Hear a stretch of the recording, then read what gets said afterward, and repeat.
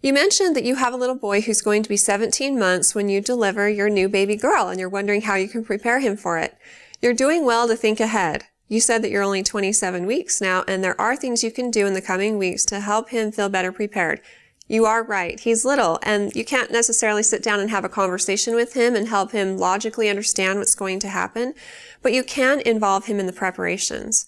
Sit down with him and show him baby pictures of himself. You can get a baby doll and show him the things that you're going to be doing with the baby. You can put diapers on the baby, you can get a binky and a bottle and a blanket, and teach him how to hold the baby. And these are all things that he'll want to do for your baby girl when she's born. But if he has a little baby of his own, even though he's a boy, it's helpful because then he can act like he's helping you while doing it for his baby, not for your baby, which can be harmed if he touches her and tries to do the same things to her. There's lots of videos and books out there that you could show him or read to him.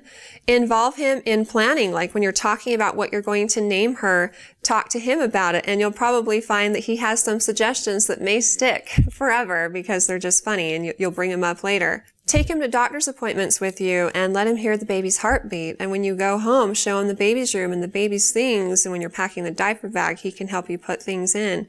And of course, take different things out because that's what little kids like to do. When you introduce them for the first time, don't be surprised if he's not happy. That's okay and that's normal, and they will bond over time. He also might be jealous when she comes home, and he'll act out and try to get your guys' attention in negative ways. Kids actually prefer any attention to no attention. So when the attention's taken off of them, they will do even negative things to get you to pay attention. So keep that in mind when you're taking care of your little baby and you see that he's acting out.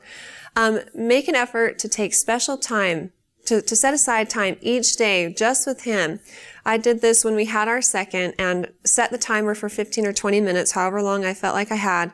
And while the baby was sleeping, that was my oldest child's time. We sat down together, we did whatever she wanted to do, and she really appreciated that time each day. Also encourage your husband to take your son out and about and do special things with him while you're home with the baby. And this, through the transition, will help him know that he's still loved and needed by you guys. You mentioned that you have some concerns about what you're going to do when you're nursing your baby.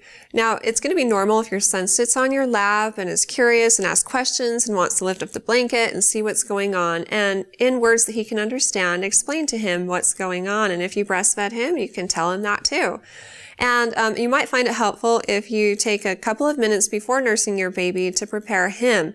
Find some toys or something that will distract him so that he'll be busy while you're busy. And as your baby gets more efficient at eating, hopefully it won't take as long because, of course, kids have short attention spans. In the days after you've had a baby, do what you can to keep the routine the same for your son. And eventually he will make the transition, although those days in the beginning will probably be hard for you and for him. Best of luck with everything, and if you have any other questions for me in the future, feel free to ask them on our Facebook page at facebook.com/InnerMountainMoms, and recommend us to your friends and family too.